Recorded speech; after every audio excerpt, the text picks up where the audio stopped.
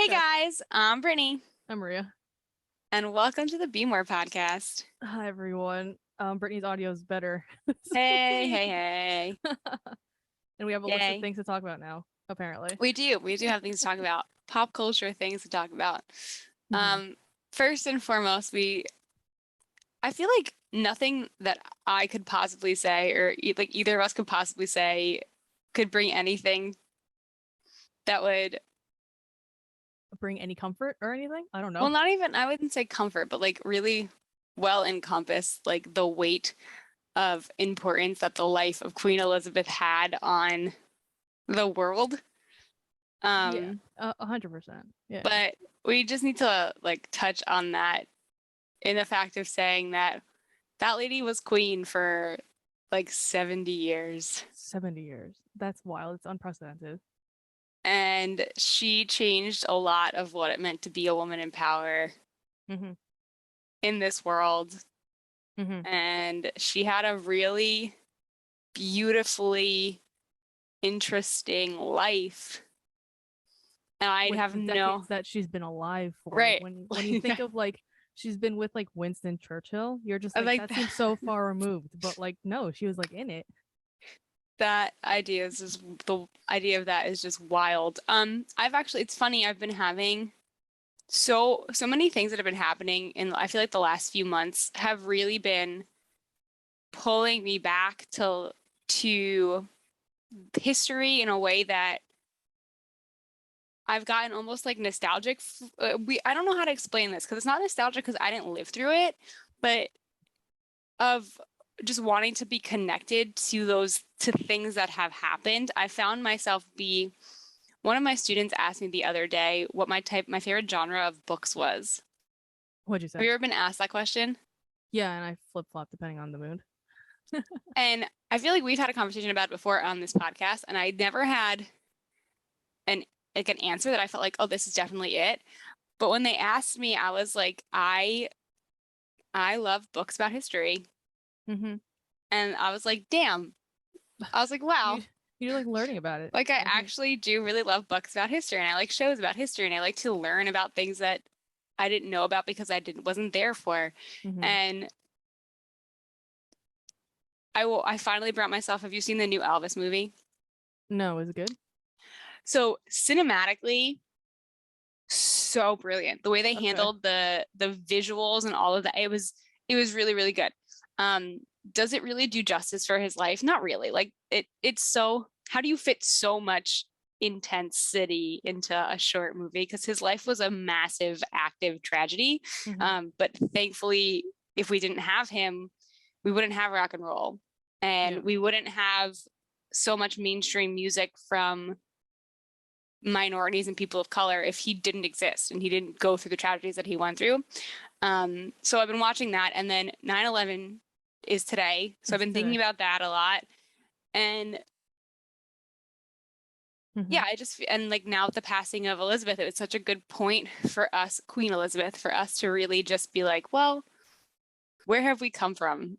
Yeah, what happened within those 7 years that she came into power and kind of just like self-reflect, even though you Yeah. weren't alive for 7 years. But yeah, but like it's a really good thing to, and I mean, who knows what I think there is so much controversy with what has happened with her siblings and what's going to happen next and like lots of things with like royal bloodlines that whatever Yeah, not necessarily going to impact. the whole royal family, like the drama that's there. Yeah, it's going to be fun for them, but just really thinking about these people have existed and had huge impact in changing the world. You know how teachers, I mean, I feel like this is a thing that we always get like pumped up about and inspirational, like beginning of the year talks. It's like, you could change the world and you can help impact these kids to change the world. Hmm. So that was top of mind. And then I was like, these are people that have actually really changed the trajectory of like human existence. And Hmm. that amazes me. No, for sure. And like I'm I can probably speak to both of us. We're not well versed in British politics and like all that, obviously. I just saying know. saying not well versed is too much of an overstatement of where I currently fall in that understanding, but sure.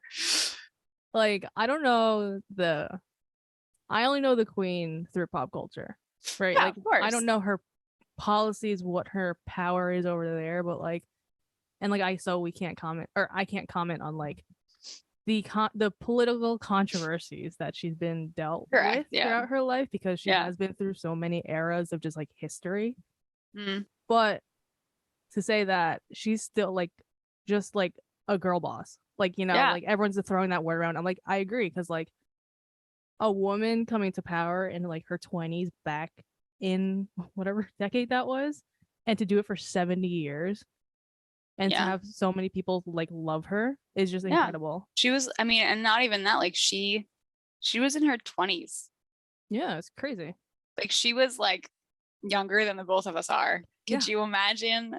a whole like Especially during commonwealth. that time when women were not like we've grown up with the like girl boss term and that whole idea. Yeah, Like yeah, yeah. she grew up in a time when that the idea of that would make so many people cringe. I mean, it still makes people cringe today, but the idea of that Yeah. at that time makes so many people cringe. I,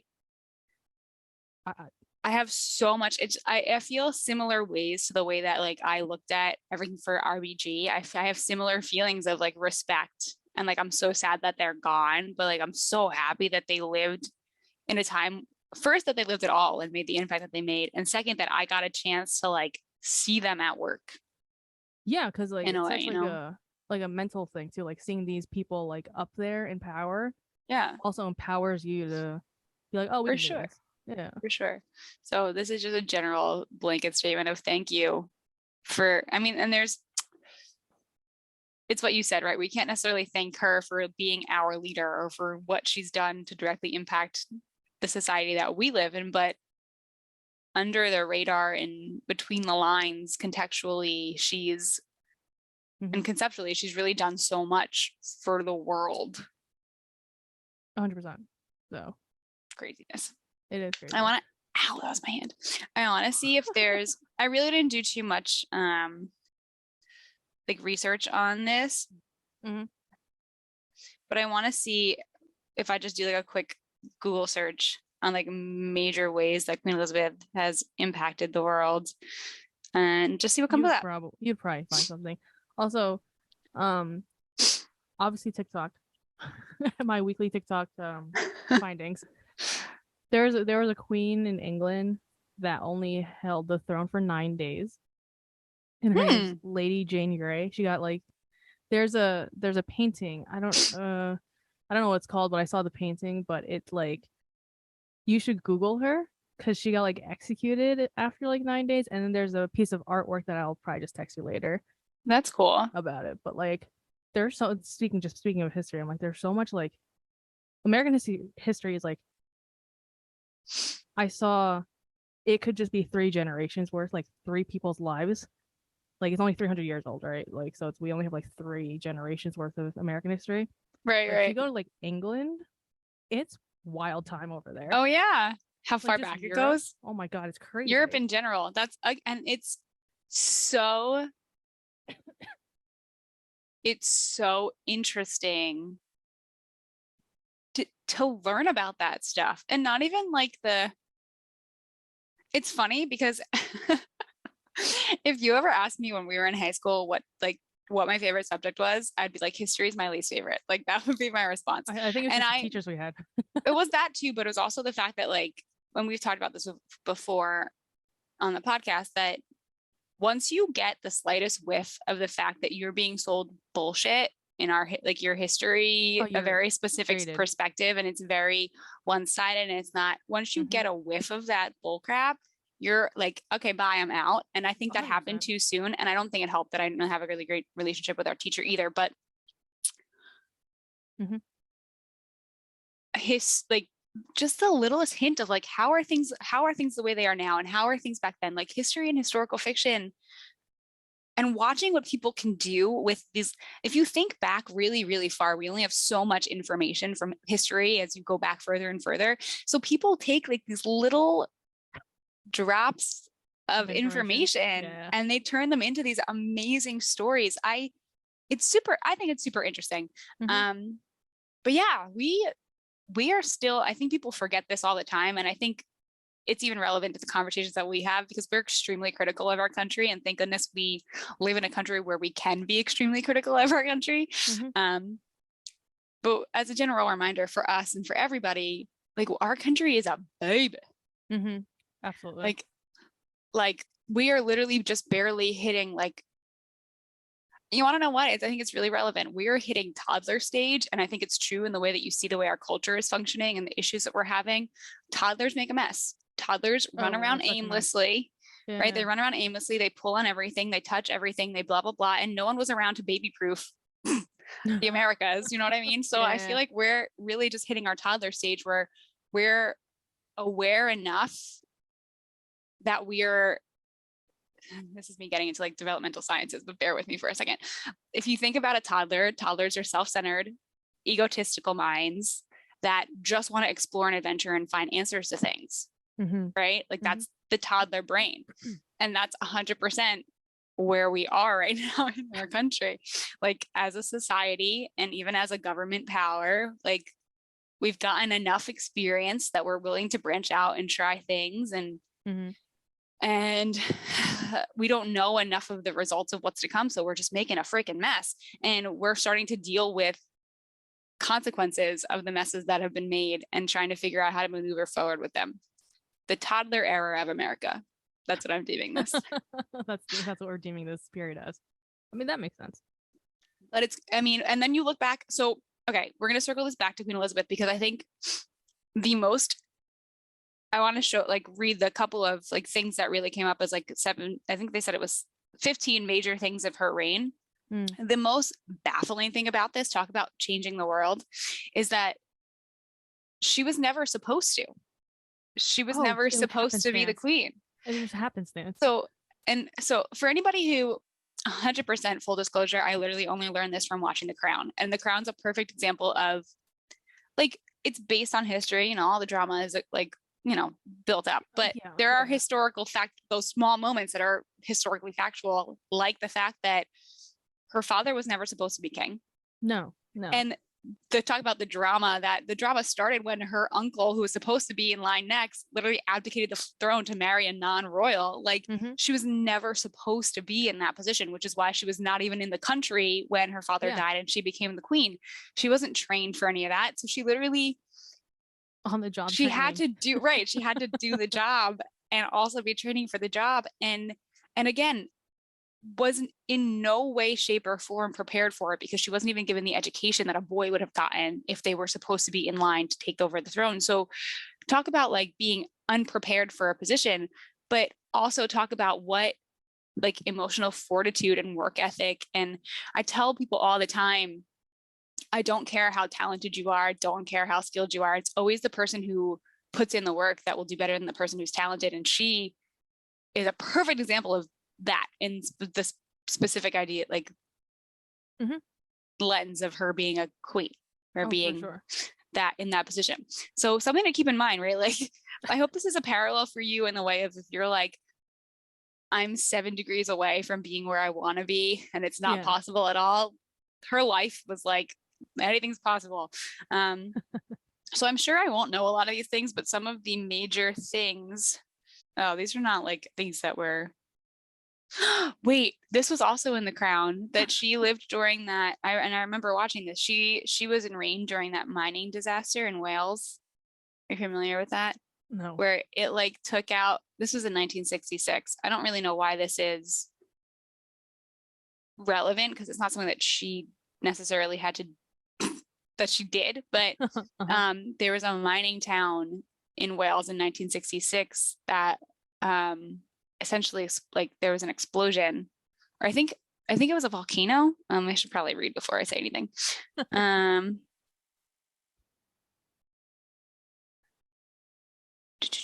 So a mountain, so when they go to make these coal mountains, you know how they have to like build out the space to do it, and they like make the mountains as they dig. So this town was literally at the bottom of a huge mountain that was made to be able to dig into the coal mines. And from all of like the debris from them digging and all of like the soot and all that gross stuff that they had dug out from massive amounts of rain, it all like kind of like literally like Pompeii, a volcano, slid down the entire mountain, essentially like collapsed and took out the whole town and like killed one of the first things that it hits. And this is a big thing that the Crown emphasizes, right? Because drama is a schoolhouse. I see. But a lot of this is like not related to her brain and stuff. But I mean, she's really done a lot. She's done everything. She's seen everything for the most part in the like, you know, in this age of history. So just a really cool. Also, The King's Speech is a very good movie about her father. Oh, I haven't seen that one. Oh, it's so good. I haven't seen that one. But yeah, she's seen so much and she's done so much. And it's just gonna be weird not having a queen, because now we have 3 lines of kings. You know, because I feel like it's a greater statement of irony of the state that our world is in right now. But it's wild. Like, and like to see maybe possibly 3 coronations in our life, because obviously Charles, we're gonna see right. What's his name? William, and then potentially whatever William's son's name is, George, maybe. That's a really good point. I'm very curious to see. Coronations have a very set way that they used to be done, and it's been 70 years since they've done one. Yeah, I'm very curious to see what they do with it. There are talks of like scaling it back because of just England's economics status, right? Yeah, they're dealing with some stuff. Yeah. So we'll see. I mean, that would be great. That would be a good moment of the royal family to be like, you know, we're not just focus on ourselves. Yeah. We're not charging all this tax. It's also going to be interesting too, because we are now facing Charles is the oldest coronated king, right? Like he's literally in his 70s. So that's going to be, all of it's going to be really interesting. And I think the thing that is super important to drive home, so if you think about our country in the 50s, 60s, 70s, and 80s, the world changed during those decades in a massive way than it had before, right? Yeah. And there was a woman in charge of a major powerful entity during all of that time to be able to manage it in a way that, I mean, not everything went well. It was very intense times, but like there was a lot to overcome, and there was a woman in power in a really big place at that time. And I just think that we need to remember that going forward. Yeah. Just to remember that going forward. But yeah, it's going to be interesting when we're going to deal. I'm curious to see how. First of all, I'd like to say that I'm very happy that I feel like it's not that easy to say that we won't be impacted, because we're going to be impacted. But I'm very curious to see what happens in the English government now that we are going back to not only having a male reigning, but you're also dealing with somebody who is older reigning. So hasn't had experience in this position yet. But at the same time, maybe it's a good thing, because he's been afforded a gift to be able to really live his whole life as a person. You know what I mean? I mean, he's always a royal, but he's been able to live his life. So I'm curious to see if that, you know, what type of influence it's going to be a very interesting time to see. And you want to know what? Hallelujah, the world's eyes are not going to be on the American government for a hot second. For a hot second, yeah. For a hot second. Until the coronation happens. Another perk. I feel like until the coronation happens, it's going to be like, what's happening in England? What's happening with the new king? Yeah, and hopefully we don't do anything dramatic to pull attention away from what's going on. You know what I mean? Like, yeah, we'll see what happens in the next few months.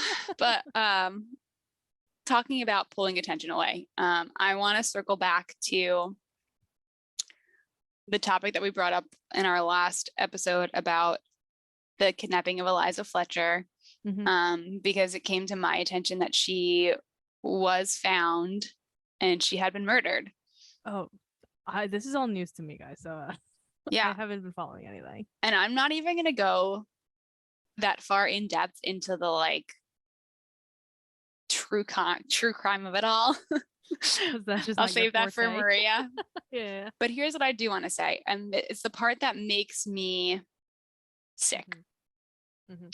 The person who was charged with her murder has a track record of crime that Mhm. goes back to when they were 14. Okay. They are in their 30s. Oh, okay. They had been arrested for multiple things, even in juvie. Like they have a 20-year rap sheet, Okay. and now are going to prison. And it's not Oh, he hasn't been to prison before? like he's been in and out, Oh, okay. but now not like he's convicted of like murdering somebody. Like he's going to prison for pretty much probably the rest of his life. Here's the thing that bothers me about it. The justice system has done this person wrong for 20 years. And because of that, multiple people became victim of his crimes. Mhm. And a blanket statement back to what I was talking about last week, like it's perpetuated the fear of being a female in this country. Because when this boy was 14 and he raped someone for the first time, instead of actually helping him manage the emotional trauma that he was dealing with or helping him actually to heal himself, he was thrown in juvie. And then every single time that he committed a crime after that was just giving it a harsh punishment instead of actually given the support that he needed to be able to heal and move on with his life. So that's just the American justice system. You just correct. You just throw people in jail, but this like, also happens to be a person of color too, which makes there's another level of this statement in saying like the general public doesn't have, the general white man doesn't have access to proper justice. I don't know how to say I don't know what that word would be. We need to like come up with what that word would be, but support, emotional support from the justice system. So like it definitely wasn't going to happen to a person of color. But yeah, what I don't understand is that how did it take this long? Like how for this particular person, right? Like why? So now we're in a sad situation where it's like I feel bad for this woman and the victim and her family, but I feel bad for this human. I feel bad for this person who do I excuse any of the things that they've done or the actions they've taken? And do I think that they deserve to deal with consequences? 100%, but it's been 20 years. Like there's just they didn't come, no one came across this person and was like, no one cares. No one has the resources. Not that they don't care. There's just no resources to deal with so many people that we're just incarcerating left and right, and then having them in like a rehab program of some sort, whether it be mental, physical, whatever. And then they just perpetuate their acts of crime because like no one's helping them. So why does it matter? They'll just go back to jail and be like, okay, I'm going back to jail. What does it matter? It's just sad. The whole it just became a whole bigger thing, a whole bigger, sadder thing. That this is the reality of it. And part of me is frustrated. It's not that it's not deserving, right? Like you can be mad at this person. I think their name is like Cleo something. Like and I don't even want to say because I don't want to give them the 15 minutes of fame, but everyone's going to direct so much anger at this person for the action that they did, right? Or for the multiple actions that they did. And it's going to be, most of it's not even going to have anything to do with the fact that they actually did anything. It's going to have everything to do with the fact that he's a male person of color. So that makes me angry because I understand that you have the right to be angry in that moment, that someone that you like, I'm angry that something like this happened to another female. But this person is a victim too. And just like American society. Right, of the world. And that part's just as sad. And it gets to a certain point where like imprisoning him, clearly he doesn't have, there's nothing there. There's no There's no you trying to pull empathy. empathy. You trying to pull the empathy string on him to make him feel bad. There clearly is nothing there. So you're fighting with a brick wall, which makes all the people who are upset and angry, they're just gonna get more upset and angry, because what justice do you feel like? Is there any justice there? Like, is there actually any justice there? I don't think I don't, for like the families and everything, I don't think, like, yes, justice is a thing, but I think when it comes to these type of situations, they just want closure. I guess I could see that. So, like, I don't know. I mean, it depends on each family or whatever, but every time I like listen to a true crime thing or like watching something, it's just like I just want closure to figure out who did it and have someone in jail so that I can just stop thinking about this, the sad part of this. I can get that. And justice is a whole different story. But this is exactly why I don't. True crime things get way too close to home for me. I can't. The fictional aspects of things. Yeah, so here's like, so I can give you an example, and then you can tell me all about your true crime stuff. So Toni Morrison is one of my favorite authors. Oh, her books creep me out. Right. Oh my right. God. And that's most people's response. And that's my response too. But perfect example. Do you remember when we read the Bluest Eye in high school, didn't we? We didn't read that one. I think we read it. We were both reading it outside of class. Okay. It was another one, I feel like. But the Bluest, I was gonna say the Bluest. I still remember how I felt when I finished that book. Like, right, so I do too. Creepy. And I it's actually been a while since I reread it. I should reread it. You let me know how that goes. There are that book and Beloved probably are two of my favorite books of hers. And I think we read Beloved. Oh, maybe. And I wouldn't be able to think, or I wouldn't like the Bluest Eye. I don't think is like too much for school. But Beloved, I think, is okay. They're both creepy.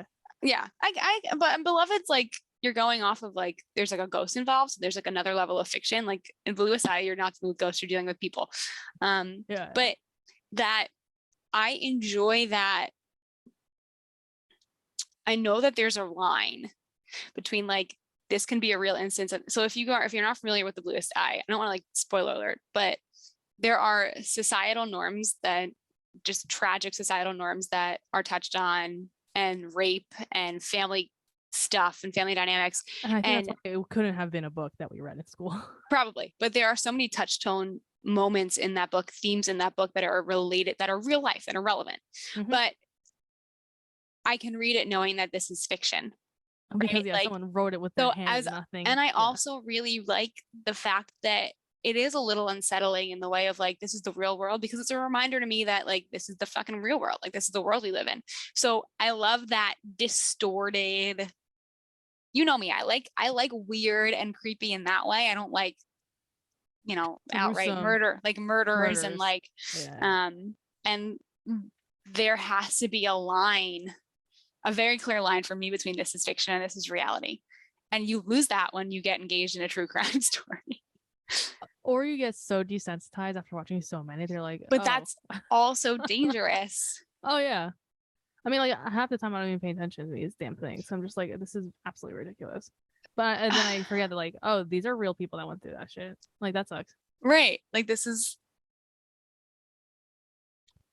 I don't know. I also think like sometimes like fictional true crime stuff is more like the Bluest Eye. Like it's not true crime, but like shit like that. I'm just like, this is creepy. Like this is absolutely insane. It's unsettling. And then I don't know. But it's also so interesting because when you with true crime, because the ones that I'm more attentive with when I want to like learn about true crime and all this stuff is the ones that are coupled with like religion, because that and like cults, because I'm just like, this is wild. Like the straight up just like murders and stuff. I'm like, this sucks. Like I don't like, that's just awful. That's just like being not human. But also like couple it with religion. I'm just like, oh, this is like an ideology that like I still would be like, oh God, like this happens in real life. Like that would bop. Oh not 100%. Not that I didn't know that it happened in real life to begin, but it's different when you have like a tangible example that like you could probably go to their grave. Like example, like if you wanted to, you can go and visit. That's a level of discomfort that I don't want to expose myself to, because it's like an actual person felt this, like actually went through this. So wait, here's what I don't understand. And this is the question this is the larger question that I have, right? So I had a colleague of mine come up to me the other day and was like, why are all of these like teenagers so into true crime? Like, why are true crime podcasts such a big thing for them? And I was like, I don't know if it's like, it's part of it's like exposure and ability, right? And it's like the big thing that everybody get, like, then it's not a new thing, but it's the big thing right now. Like they're big things. And I was like, you want to know what? Like Monsters Inc. 100% had it right. It's a ridiculous association to make, but they were freaking right. Like kids are, like you said, like the desensitization has happened. But here's the question that I have with what you just said. If learning about these things and understanding the mindset of the criminal and having the empathy for the victim and all of these things, there's a lot of exploring emotion that has to happen and exploring psychology that has to happen and all of this stuff. But we have generations that are so disassociated from emotions, from feeling, from having a connection to that. So are they so connected to true crime podcasts because it gives them a chance to be able to experience, like, what isn't that ironic? What like, don't you think people? that's like that younger generations, I mean, maybe that's not an argument. Maybe they really are tapped into their emotions more than, you know, previous generations were. But like, what is it that I would never sleep at night especially if I was their age? I would never sleep at night. Or are they just that? I think it's just a curiosity of Are like, they? How can people do this? You know? Are they that? Or like, we're just that paranoid. Are they that coddled in their lives that they feel like nothing like this would ever happen to them, and it gives them like a thrill to? But then again, they live in a world where it's like guns come to school. So I can't, I guess the arguments go both ways. Like they're both possible, I guess, but it just, I think it's just a curiosity on like what happened, but also just like a paranoia type situation where it's like, oh, this happened. I have to watch out for like these signs. Like I have to watch out for like if someone's creepy and like, you know, whatever, like I have to, you know, be aware of my surroundings, all that bullshit. But then it's also like, but I also that can't be the case because they're constantly online and constantly exploiting themselves. So you know what I mean? So like that, I don't understand. I honestly, it's just pure entertainment for me now, which is a sad thing to say because it's like also that historical. Scares thing. Me so much. But it's also like it's historical. Like if you want to go in your history route, like this is my history that I want to learn about. But it's also, I mean, if you think about the reality of it, and this is not a judgment on you or anybody who watches true crime. Like it's gross, right? Like think about how gross it is, but it's the same level of gross for like you to know the ins and outs of someone's murder. It's the same level of gross as like why people rubberneck to watch an accident on the highway. Or let's go back to like older established civilizations. People used to gather in the town square to watch people get hung and to watch people get decapitated and to watch executed. 100%. What is it in our psyche? Is it our infatuation with that? It's 100% death. That's so gross. It's 100%. You want to know what this immediately made me think of? And I cannot think of the name of the show. Do you remember the show that was on Cartoon Network? The two little kids that were like best friends with death. Oh yeah, Mandy and Mandy. Oh my God. What did you just say? Billy and Mandy. Dan just immediately said it. The Grim Adventures of Billy and Mandy. Yeah. Like that. This concept was that show. Oh yeah, I mean because like the ultimate like unknown is death, right? And to see someone go to that point in such a gruesome or just like extraordinary way is just such like a sight to see because it's like what is their psyche when you're in that moment dying? So I want to know what I'm missing in my brain. I have no interest and or desire in that. And that's fine. Like that's like fine. why? What is different? And it's not because I'm afraid of death. Like I find things I'm the person, okay, let's be real. I'm the person that after that person got decapitated and was laying on the ground, I'm the weirdo. Everyone would leave and I'd be the weirdo that went up there and started like picking them apart to see what was inside. That's where I find the interest, but it's not in the like. So there's got to be theories on all of, because I know I'm not alone in being that kind of person, but I want to know, and I'll probably never get this answer. I until 2 years ago, I was like, why would I want to watch all this? But now that I'm watching, I'm like, this is just wild. Like, it's just such a curiosity that my brain's just like, this is interesting. The story, I get it, right? Because they turned it into a story, and like we love, as humans, we love stories. But the wanting to watch someone die, I just wow. Oh, I don't watch people die. Like, no, but I'm saying I'm going back into that, right? Because that's where this all stems from. Like, you're wanting to know about why someone was murdered. That literally, that was their entertainment. That was their entertainment. Maybe there's nothing deeper than that. Like, what else did they have to do? Literally nothing. Exactly. There's literally nothing else they could do. It was just like, things are happening in town square. Like, I'm not doing anything at like 3:00. So like, let's just go and watch this. It's like, you knew every Sunday at 3:00 someone's gonna get executed. Like, obviously people are like, okay, like, let's see who's getting executed. Cannot wrap my I like, that's their reality TV. That was literally you're all right. they had. You are 100% right. You want to know what? If I had to choose between going and watching a live execution and watching the reality TV that we have these days, I would go back to that too. So I can, to a certain extent, I guess I can understand. It is. That's something that we should bring. I need somebody who studies like human entertainment and all of that interesting stuff so that we can really have a conversation on like, why do humans find this interesting and why is entertainment the way it is? Because, it's so baffling. But I mean, same thing with like horror films, right? Why do people watch that shit? Like, why do you want to be scared? I'll never have an answer to that question because I don't know. I mean, I watched a horror film last week with Ashley because now I'm like getting some slowly but surely, but nothing like, but like this one really got to me. And I'm just like, it was freaky. And then it's just really just like an adrenaline rush. That's literally what that is. That's all that is. Otherwise, there's no point in me watching like this. No, you're right. It's, you get caught up in the story and you feel, that's entertainment period, right? We want to feel something. Same thing with like true crime stuff. But I can totally understand if you think about how desensitized as a society we are to just everything. Like the day-to-day can get very mundane. It's like blah, blah, blah. Like sometimes it needs to get, it's just like any other addiction, right? If you want to release the adrenaline, we don't have enough going on in our lives. I function day to day with enough anxiety that I think I get enough adrenaline rush that I don't need anymore.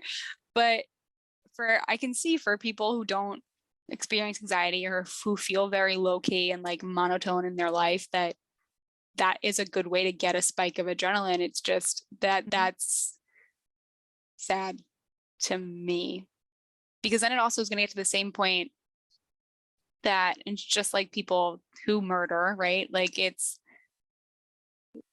that act is not enough to elicit the appropriate amount of response that you want from your brain. So you have to go to something bigger.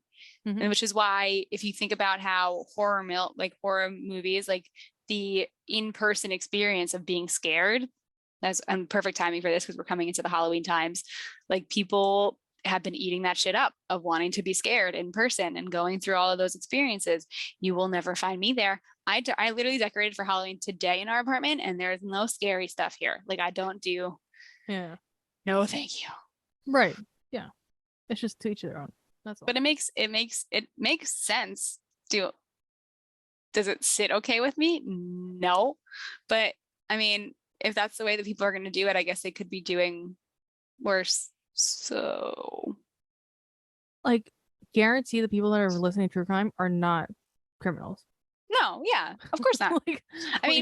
Do I think that there's totally an argument to that? Just like what we said about like playing video games and stuff, that there's an argument to you're exposing people, the minds that have a response to this in that way, you're exposing them to it more and it's becoming more of a norm and you're blurring the lines, of course.